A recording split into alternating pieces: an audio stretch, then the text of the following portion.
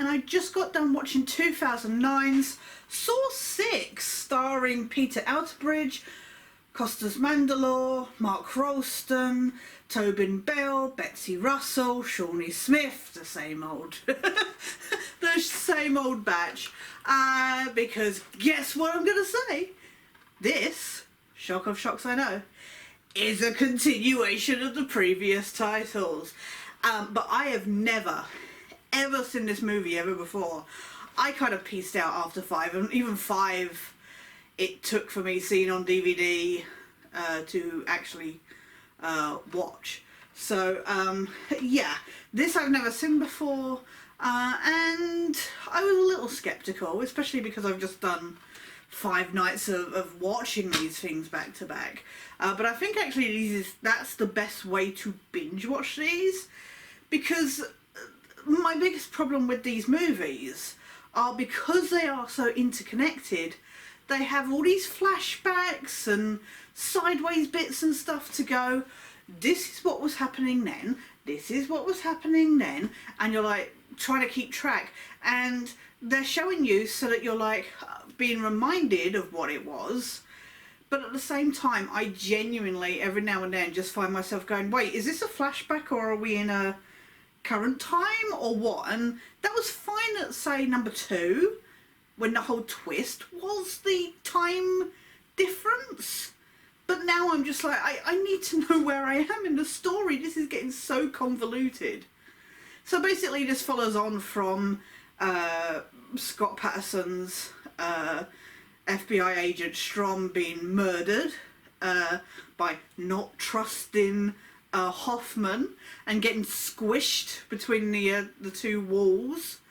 And conveniently he reached up and somehow his hand managed to grab onto this grate above him and hung on somehow, even through death, so that Hoffman was able to get a hold of Patterson's prints to then place them on at crime scenes. And you're just like, okay. And nobody at any point questions how much Hoffman keeps questioning, like, oh, when will you get that solved? Oh, or when he's interrogating. So they start out as usual with these random people who end up in this trap. These 2 people where they have to shed enough flesh. You know, the person who sheds the most flesh gets to go through, you know, survive. Now, this woman, I'm sorry, she cheated, and there should have been something, because she cut off her arm, and of course, bone weighs a bit more than meat. So I felt she cheated, to be honest. But anyway, she survives by cutting off her arm, and Hoffman goes and interrogates this woman. She's like, you're trying to teach me a lesson. And Hoffman's like, did you learn the lesson? And she's like, what the hell, dude? And nobody questions the fact that he's asking stuff like this. But yeah, so Hoffman is basically running around while you've got Mark Rolston's Special Agent Erickson, who was, I think, boss of, was Strom's higher up. And then it turns out as well that Perez was really alive all along. And you're like, okay.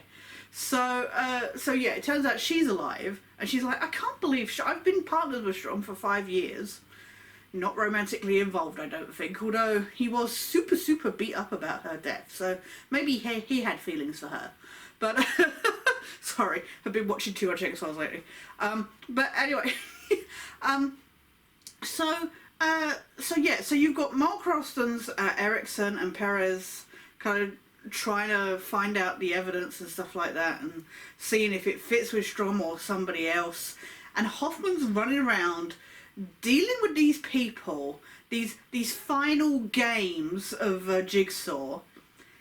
And then we find out that actually Jill is involved as well, because this box that got left to her in the last movie, it turned out it had files that some of them were to go to Hoffman, but one of them was for her because it was Hoffman's file. And you're like, yeah, I only saw that coming from like 4 movies away. You knew that was going to happen, especially then when you see like snippets of flashbacks of Hoffman telling Amanda, I don't need to be tested. And Jigsaw's watching, and Amanda's like, you're an idiot. But then, just to give Amanda more depth, this movie, honestly, this series of movies, it tries so hard to plug those plot holes. I said it yesterday, it's so silly. So, apparently now, Amanda's involvement wasn't enough. It turns out, one, she did know about Hoffman. I said yesterday that I was like, wait, she was so jealous. Are you seriously telling me she knew about Hoffman? Turned out she did. But at the same time, the reason why she was okay with dealing with Hoffman, and that then she killed Bahar Sumek's character in 4? In 4. Yeah, 4. It's all becoming a blur at this point. Apparently, she willingly killed the doctor to fail Jigsaw's test because Hoffman knows that she was the one who forced the drug addict to go back to the clinic to raid the clinic, and who was the one who smashed the door on Jill's tummy and killed the baby. And Hoffman's like, if you don't kill her, I'll tell John that it was your fault. And I'm like, are you actually kidding? It wasn't enough that Amanda maybe was fraying at the edges and stuff like that. They had to... I'll just fall backwards. Oh, well, if you wanted proof that this is a... I've had people say, is that a green screen behind you? No, this is very much a real... When I can pull stuff out. This is very much a real shelf. It is, totally. Just nearly fell back into it. It's fine. So, yeah, it's trying so hard, and it's so running out of steam. And you're getting to this point now where I know there's one more of the main first bunch of movies to go. Again, never seen that. I know Kerry Owens' Gordon comes back. So, you know, you're just waiting for Hoffman's story to come to the end. But he's still alive at the end of this movie, even though he's put in a reverse bear trap and that. He escapes it, more or less. I just feel this movie is trying too hard. It's got the same writers as last time, Patrick Melton and Marcus Dunstan. But it is a different director again.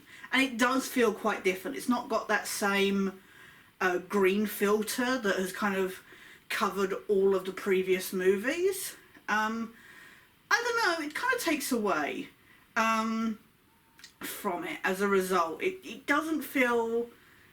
It feels very different to the Saw movies, but not in a good way.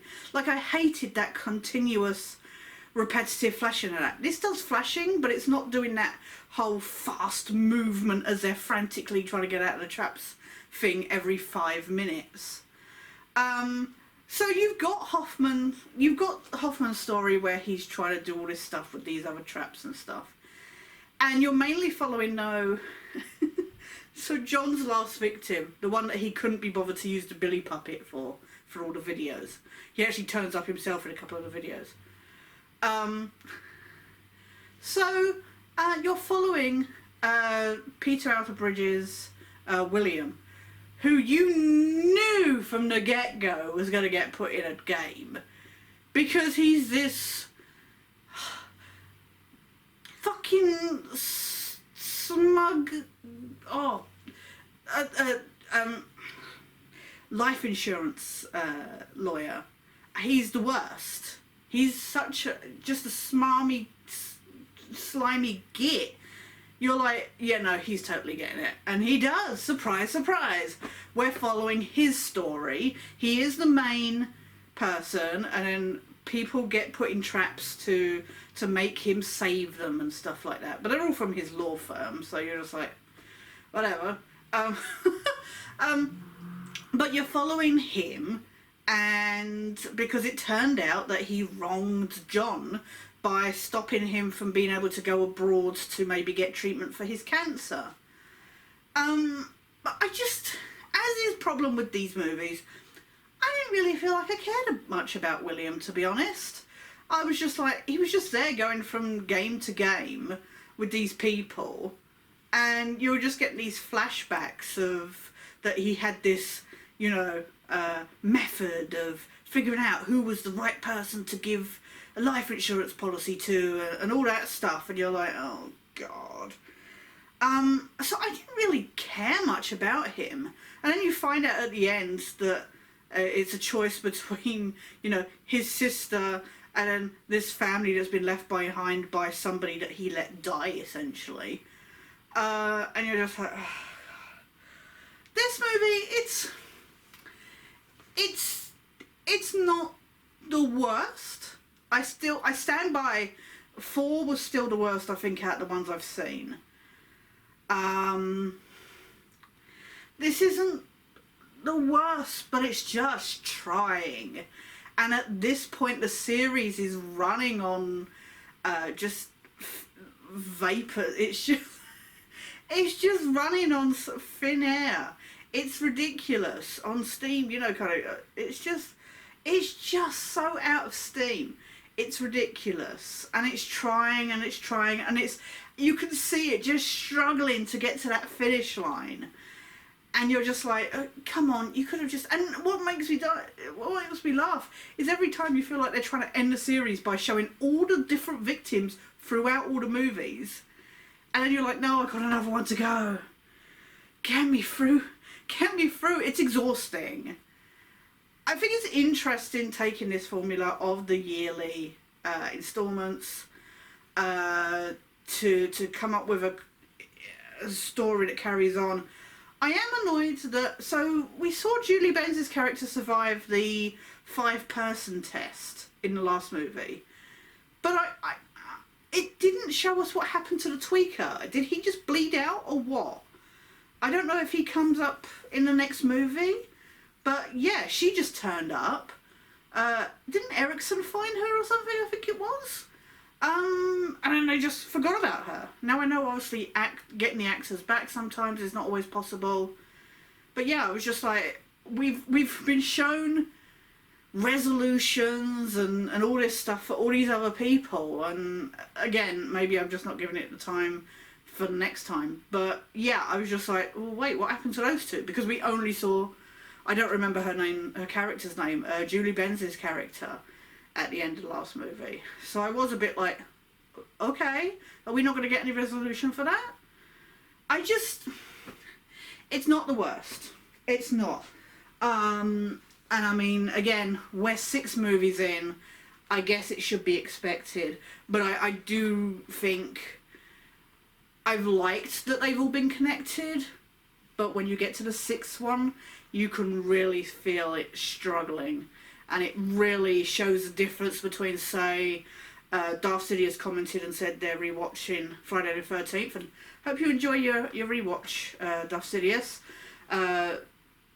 Freddy Krueger and Nightmare on Elm Street has always been my go-to movies. And I would have done those for now, but I really wanted, the fact that there were 7 in the main original run of these gave me a week to do, whereas obviously there's more of Nightmare on Elm Street. But yeah, it's just, it just goes to show the difference between, continuous movies that are all interconnected and, say, a monster movie where you don't have to have seen them.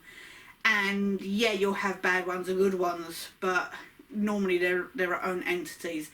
I will say, at least these, rather disturbingly, keep coming with original ways to kill people.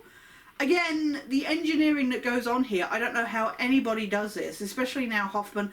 I think the idea is that Jigsaw had these all set and ready to go in these buildings, and I'm just like, okay, seriously, no. It still blows my mind that apparently he was able to absolutely construct all of these traps. Anyway, it's not the worst, but it is definitely not good. It's not exactly enjoyable. You're just watching it as all these characters that you've seen in previous movies, they get their chess pieces moved across the board a bit more. That's all it seems to be here for. And yeah, it's desperate to go, I am the last one, by showing all these previous victims. And like I say, you're just like, no, I know there's more. and I really wish it kind of finished at 3, to be honest. That would have been the perfect ending, but no, there had to be all these convoluted reasons for how John died and why John died and what happened with Amanda and stuff like that. I was just like, oh my god. But yay for getting to see more of Tobin Bell and Shawnee Smith, I guess. Anyway, that was 2009's Saw 6. Don't watch it unless you've watched the other ones. It's not a good flick if you're watching it with no concept of what happened in the previous movies at all. Even if you're watching it for the traps, they're not even that interesting. And you've got no real emotional connection because you're seeing these flashbacks with John and that, and you're like, wait, I don't even really know this guy if you've not seen the previous movies. So yeah, I mean, watch it if you've watched the previous movies. Don't watch it as a curiosity. It's really not worth it, and you'll really be completely lost. But yeah, final chapter tomorrow. Like I say, I've never seen it before. Have unfortunately been spoiled because trailers are what they are these days. But yeah, looking forward to it anyway. I'm just looking forward to being done with this series, to be honest. It is starting to take its toll a little bit. But thanks so much for watching, guys. Please share your thoughts. Look forward to seeing your comments down below. For now though, this is Sketch, signing out.